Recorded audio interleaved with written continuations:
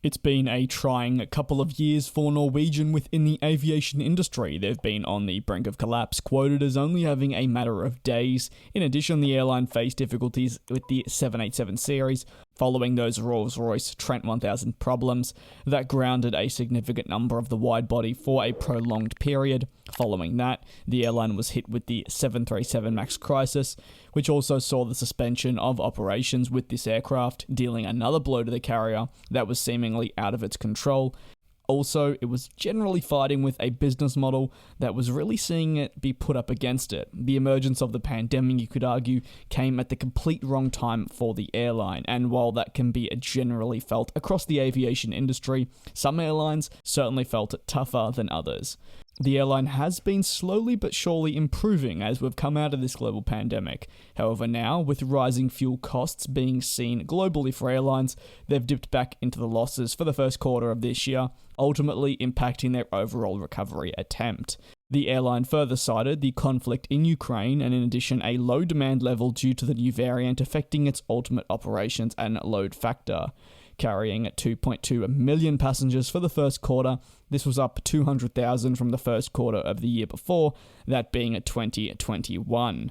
The CEO of Norwegian said, "We have adapted to fluctuations in demand quickly and efficiently, and we've managed to protect our strong liquidity position even through a challenging period. The increase in bookings ahead of the summer season is significant, and we look forward to welcoming our customers on board the close to 280 routes that we have on sale. I am pleased to note that our corporate travellers are starting to return to air travel, and this is something that has generally been felt across many different airlines. The return of that all-important corporate and business travel that has taken a lot longer than other markets, to say the least, as many people continue to work remotely and use the ability to conference call, whether that be through Google Meets, Zoom, or many more, to host important meetings that previously may have taken place in person." In positive news for the airline, the first quarter did see them be able to secure a new lease agreement with AerCap for 10 of the new 737 MAX 8 aircraft, with a delivery expected to arrive in the spring of 2023.